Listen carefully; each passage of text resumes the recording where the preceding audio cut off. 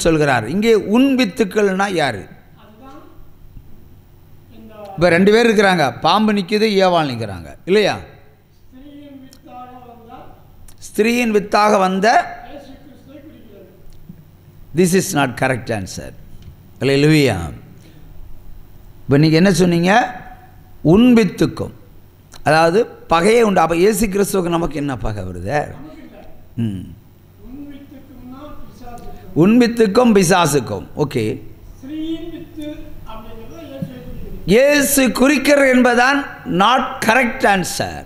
அல்லேலூயா. கையை தட்டுங்க, விளக்கம் தரேன் உங்களுக்கு. அல்லேலூயா. அப்போது நீங்கள் என்ன சொல்கிறீங்கன்னா உன் வித்துக்கள்னு ஒத்துக்கிடுவோம், பாம்புக்கு சந்ததிக்கு பகையை உண்டாக்கிடுவேன். அப்போ ஸ்திரீயின் வித்து என்பது இயேசு கிறிஸ்துன்னு சொல்கிறீங்க, அப்படி தானே? தேவன் தீர்க்க, அப்போ உன்னிடத்திலிருந்து ஒரு தீர்க்கதரிசி தோன்றுவார், இயேசு கிறிஸ்து தோன்றுவார் என்பது உங்களுடைய கருத்து. இது வரைக்கும் ரைட்டுன்னு வச்சுக்கிடுவோம்.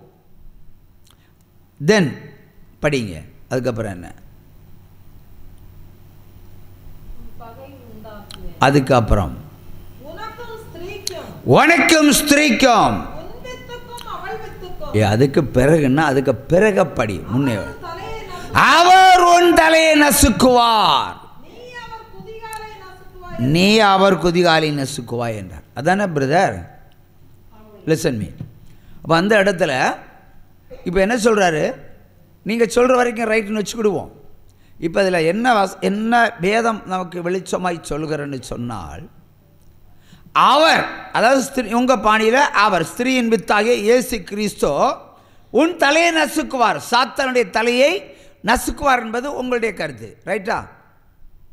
அப்படி தானே விளக்கம்?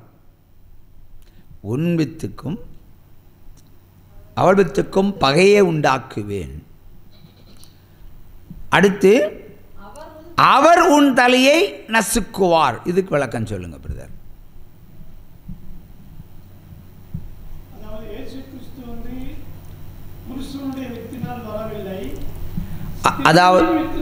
அதாவது ஸ்திரீயின் வித்தினால் வந்தவர், அப்ப அவர் சாத்தானுடைய தலையை நசுக்குவார் என்பது உங்களுடைய கருத்து, சரியா? ஓகே, அது ரைட்டுன்னு வச்சுக்கிடுவோம். இப்போதைக்கு டெம்பரரியாக 100 மார்க்கு. நெக்ஸ்ட், நீ அவர் குதிகாலை நசுக்குவாய், அப்படிதானே? நக்குவாய், கடிப்பாய். இதுக்கு என்ன விளக்கம் தர போறீங்க? கல்வாரியில் அவர் சாத்தானை மிதித்தார், அடித்தார், அழித்தார், ஜெயங்கொண்டார். நான் அதில் தவறுண்டு வரல. இப்போ அவர் சாத்தான் தலையை மிதித்தார், பிசாசை கல்வாரி சிலுவையினால ஜெயித்தார். ஓகே, ஆனால் இந்த கீழே ஒரு அடி இருக்குல்ல, வித்தியாசமான அடி. நீ அவர் குதிகாலை நக்குவாய். இதுக்கு விளக்கம் நசுக்குவாய், கடிப்பாய். இதுதான் அர்த்தம். பாம்பு கட்டையும் ஏவாள் கட்டையும் ஆண்டவர் பேசிட்டு இருக்கிறார். அப்போ இயேசு கிறிஸ்துனுடைய காலை ஒரு பாம்பு நக்க முடியுமா? நசுக்க முடியுமா? முடியாதுல்ல. அப்போ நீங்கள் கேட்ட, இதுவரைக்கும் கேட்ட கேள்விக்கு 0 மதிப்பெண்ணை போடுகிறேன், தப்பாக நினைக்காதீங்க. we are one. அல்லேலூயா. அதெல்லாம் அர்த்தம். உற்சாகமா கையை தட்டலாம். அல்லேலூயா. சபிக்கப்பட்ட, தேவனுடைய கட்டளையை மீறி சபிக்கப்பட்ட ஸ்திரீயை நோக்கி அவர் சொல்லுகிறார். என்ன சொல்லுகிறார்? நீ கஷ்டப்பட்டு பிரசவிப்பாய், பிரசவ காலத்தில் உன் வேதனையை பெருக பண்ணுவேன் சொன்னாரா? அப்போ ஒரு 50 வருஷத்துக்கு முன்னாடி பெண்கள் எல்லாம் புஸ்கு புஸ்குன்னு 10 பேரை 10 தள்ளினாங்களே. அப்போ எங்கே மருத்துவம்? அங்கே மகத்துவம் தானே வேல்பட்டது. அங்கே பிரசவம் ஒரு வலி மாதிரி தெரியல. வலியாக இருந்தாலும் சகித்து கொள்ளக்கூடிய திராணி பெண் பிள்ளைகளுக்கு உண்டு. இன்னைக்கு இருக்கா? இல்லை. ஸோ அந்த வசனம் கிரியை செய்து முடிக்க போகிறது இந்நாளில். ஆகவே இந்த தலைமுறையில் பிள்ளை செல்வம் கிடைக்காது, கிடைக்கிறது ரொம்ப கஷ்டம். அப்படி கிடைச்சாலும் பிரசவிக்கிறது கஷ்டம், பிளேடு போட்டு தான் பிரசவிக்கணும். ஏதோ ஒரு சிலர் தப்பித்து போவாங்க. ஸோ அவர் அன்றைக்கு வைத்த அந்த சாபம் இன்றைக்கு உச்சகட்டத்தை இந்த தேசத்தை தொட்டு கொண்டிருக்கிறது. இது ஒன்று. ரெண்டாவது, அவர் பாம்பை பார்த்தும் ஏவாளை பார்த்தும் சொல்லுகிற அந்த கான்வர்சேஷன் இங்கே கொஞ்சம் இமேஜின் பண்ணி பாருங்க. ஸ்திரீயின் வித்துக்கும் உன் வித்துக்கும் பகையை உண்டாக்குவேன் என்று சொன்னது அது இயேசு கிறிஸ்து அல்ல.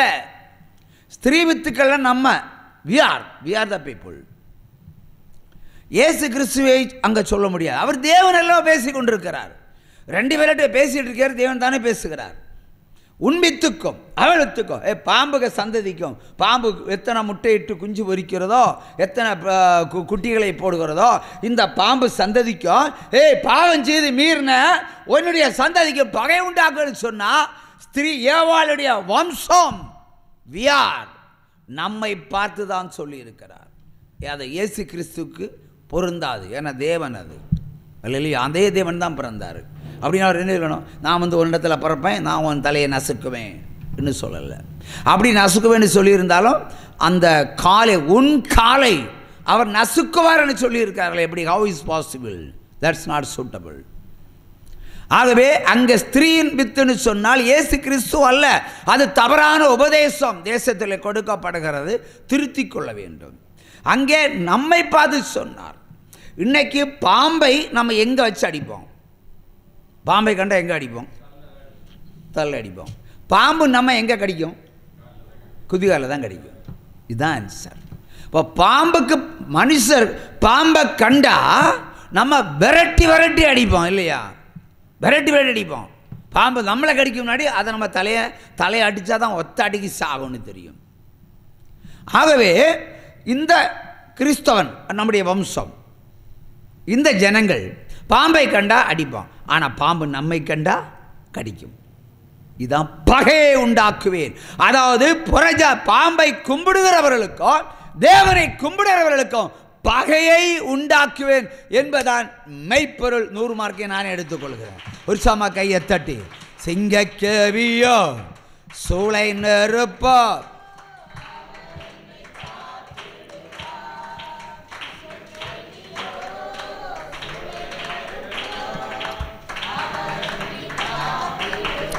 அவரே என்னை காண்பவர்,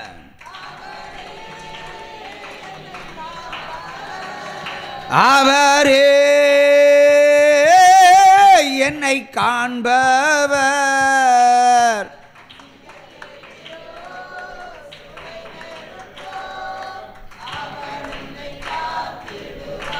ஹல்லேலூயா, ஹல்லேலூயா. ஸ்திரீயின் வித்து என்பது இப்போதைக்கு திரும்ப வரும், புதிய ஏற்பாட்டின் காலத்துக்கு வருவோம். மரியாள் மூலம் தேவன் பிறந்திருக்கிறார். ஹல்லேலூயா. அது அவருடைய பிதாவினுடைய திட்டம், ப்ராஜெக்ட். அவ்விதம் இங்கே தான் அந்த கேள்வியை மறுபடியும் கேட்குறேன். ஏன் ஒரு ஸ்திரீ வெட்கப்படும்படியாக புறஜாதிகள் எல்லா குடும்பத்தார் உறவினர் எல்லோரும் கல் அடிக்கத்தக்கதாய் ஒரு இழிவை ஏற்படுத்தி கொடுத்து அதிலே அவர் பிறந்திருக்கிறார் என்றால், ஓய், இந்த கேள்விக்கு இன்னும் ஆன்சர் வரல. அல்லேலூயா. யாரா தெரிஞ்ச சொல்லுங்க. பிலிப்பு 3ஆம் அதிகாரம் 4ஆம் வசனத்தை ஒருவர் வாசிப்போம். ஒரு குழு.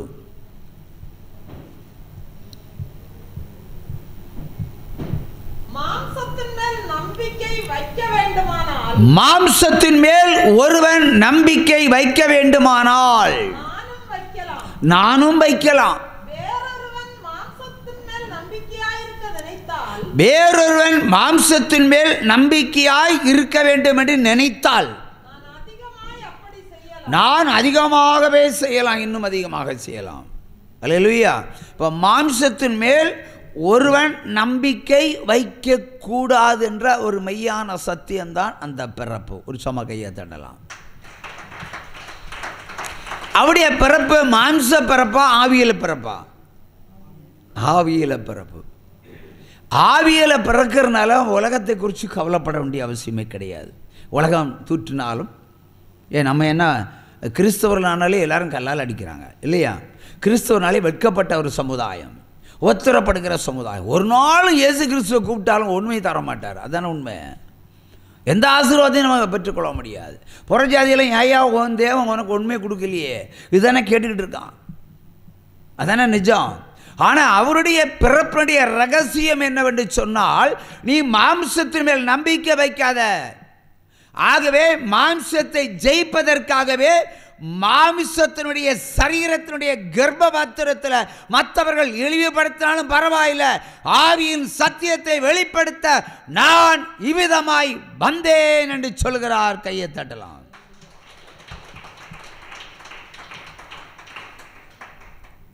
இன்னொரு பெரிய பிலாசபி இதில் அடங்கி கிடக்கிறது. நீ எத்தனை பிள்ளைக்கு தாய்? 2 பிள்ளைகள். அல்லேலூயா. ஒவ்வொருவரும் பிள்ளைகளுக்கு தாய் என்ற ஸ்தானம் அடையும் போது சில பிள்ளைகளை நம்ம பெற்றிருக்க வேண்டும். அல்லேலூயா. இப்போ மரியாளை சந்தேகப்பட்ட அக்கால சகோதரர்கள் சந்தேகப்பட்டு இருந்தால், நம்ம இன்னைக்கு அவரவர் பொண்டாட்டியை சந்தேகப்படணும். ஏம்புறத அதானே? ஒரு விசுவாசத்தை அவர் பிறப்பு மூலம் அவர் வெளிப்படுத்தி இருக்கிறார். அன்றைக்கு ஒரு கூட்டம் ஜனங்கள் மரியாளை தவறாக சித்தரித்தாலும் ஆவியினால் இயேசு கிறிஸ்து பிறந்திருக்கிற அந்த சத்தியத்தை அவர் ஏற்றுக்கொண்டார்கள். உற்சாகமாக கையை தட்டுங்க பலர். அதை பார்க்க வேண்டும். ஆவியினால் பிறக்கிற இந்த மோசமான ஒரு சிச்சுவேஷன்லையும் கூட மரியாளை நம்பத்தக்கதான ஜனங்களை தேவன் ஆயத்தம் பண்ணி வைத்திருந்தார். ஒரு சும்மா கையை தட்டுங்க. இது பரிசுத்த ஆவியினால் நிகழ்ந்த சம்பவம். இது தீர்க்க தரிசனத்தின் வெளிப்பாடு. மரியாள் பரிசுத்த ஸ்திரீ. ஆகவே அவர்களை இன்றைக்கும் வெட்கப்படுத்தாமல் நாம் இன்று பார்த்து கொண்டிருக்கிறோம் இல்லையா? துஷ்டம் பாப்பான், துஷ்டன் துன்மார்க்கம் இன்னைக்கும் சந்தேகப்படுவான். அப்படிப்பட்ட பொண்டாட்டியும் சந்தேகப்படுவான். ஆகவே கட்டின மனைவியே சந்தேகப்படக்கூடாது என்ற மிகப்பெரிய சத்தியத்தை கூட ஆண்டவர் அங்கே அப்படியே பிறப்பின் மூலம் ஒரு பிலாசபியை வெளிப்படுத்திருக்க. ஒரு சம கையை தட்டுங்க. அல்லேலூயா. இன்னும் ஒரு காமெடி மாதிரி ஒரு காரியத்தை பேசுகிறேன். என்னுடைய மகள் ஒரு உரையாடல் நிமித்தம் ஒரு வார்த்தையை பேசுகிறாள். அம்மா என் மேல் கோபமாக இருக்கிறாள், ஆகவே நான் அம்மாவட்டத்தில் பேச மாட்டேன். அம்மா பேசினா தான் நான் பேசுவேன். உடனே என்னுடைய மகன் சொல்லுவான், நீ அப்படி சொல்லாதேன்னு, நீ அப்படி சொல்லாதேன்னு. இல்லை, அம்மா தான் என்கிட்ட பேசணும். நான் யார் அம்மாவுக்கு? ஆனால் அம்மா தான் என்கிட்ட பேசணும். இப்படி ஒரு உரையாடலை அங்கே நிகழ்த்தினார்கள்.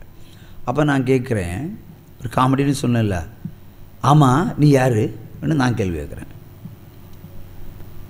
அம்மா தான் உங்கள்கிட்ட பேசணும்னு சொல்கிறிய, அப்போ நீ யார்? இவளுக்கு புரியவில்லை. ஆமாம் நான் கருப்பா இல்லை மாநரம்? அவளும் மாநரம். நீயா இந்த எலுமிச்சம்பழம் போல் நல்ல வெளுப்பாக இருக்கிற? இன்னொரு கேள்வியை கேட்டேன். சிரிச்சுட்ட, வேறு வழி இல்லை. அப்பா இந்த கேள்வியை நானாக உன் அம்மாகிட்ட கேட்கணும். நான் கருப்பாக இருக்கிறேன், நீ நார்மலாக இருக்கிற, ஆனால் சினிமா ஸ்டார் மாதிரி நீ பிறந்திருக்கிறியே, அப்போ நான் யார் நீ யார் ஏன்னா நான் கேட்கணும். ஆனால் என்ன மாதிரி இல்லை, இவ்வளோ மாதிரி இல்லை, நீ வேறு மாதிரி இருக்கிற என்ற ஒரு சந்தேகத்தை வச்சுருவோம். கேட்டேன். இப்போ என்ன தெரியுது? மாமிசத்தினுடைய பார்வை இல்லை, ஆவியில் பார்க்கணும். என் பிள்ளைன்னு நான் நூறுத்தனையாக விசுவசிக்கிறேன், அவளும் விசுவசிக்கிறான். சந்தேகத்தை கிளப்புனா மாமிசத்தினுடைய கிரியை. லூச்சமாக கையை தட்டுங்க. ஆகவே இது எதை சொல்கிறேன்னா, உங்கள் பிள்ளைகளும் வேறு விதமாக இருந்தால் என்ன, நீங்கள் விசுவசிக்கணும். ஆகவே விசுவாசத்தை உங்களுக்குள்ள புகுத்துவதற்காகவே இப்படி மற்றவர்கள் இழிவாக பேசக்கூடிய ஒரு சூழ்நிலையை ஆயத்தம் பண்ணி அவர் அதில் பிறந்திருக்கிறார். உண்மை. கையை தட்டுங்க. இன்னொரு சத்தியத்தை கூட அவர் பிலாசபில் வெளிப்பட்ட நம்பிக்கை. என்னது? கான்ஃபிடன்ஸ். யோசேப்பு மரியாளை சந்தேகப்பட்டு ஓடி போனான் பாருங்க. நிச்சயம் பண்ணியாச்சு, ஆனால் அவள் வாந்தி எடுக்கிறா. நான் எப்படி இவளை கல்யாணம் பண்ண முடியும்? யாரையும் லவ் பண்ணியிருப்பா, அவங்க கல்யாணம் பண்ணிட்டு போட்டுன்னு ஓடியே போயிட்டான் யோசேப்பு. உடனே வானத்திலிருந்து தூதர் இறங்கி வந்து அவர் சொல்லுகிறார், இது பரிசுத்த ஆவியினால் நடந்த ஒரு காரியம், போய் புருஷனாயிருன்னு சொல்லி அனுப்பினார். அப்படினால யோசேப்புகிட்ட என்ன விசுவாசம் இருக்குது? நத்திங். அவன் ஒரு விசுவாச பாத்திரமே அல்ல. நம்பிக்கையின் பாத்திரமே அல்ல. ஏனென்றால் கர்த்தருடைய தூதன் வந்து சொன்னதுனால நம்பினான். நம்ம சொல்லாமலே நம்பிக்கொண்டிருக்கிறோம். ஆகவே யோசேப்பை விட நம்ம மேலானவர்கள் விசுவாசத்தில். ஹல்லேலூயா. ஆகவே விசுவாசத்தினுடைய ஆரோக்கியம் நமக்கு உண்டாயிருக்கிறது. இன்றைக்கு மரியாதை நம்ம சந்தேகமா பார்க்கல. எவனாவது பார்த்தா நம்ம ஓங்கி அடிச்சிருவோம். ஆகவே அவரவருடைய மனைவி, அவருடைய புருஷன் அங்கே குடும்பமாய் நீங்கள் சந்தோஷமாய் வாழ்வதற்கு நம்பிக்கையும் விசுவாசத்தையும் கூட சேர்த்து புதைத்து விதைத்திருக்கிறார். ஒரு சம கையை தட்டுங்க. அப்படியே பிறப்பு நீ விசுவாசமாயிரு. பிறருடைய பேச்சை கேளாத. உன் ஆவி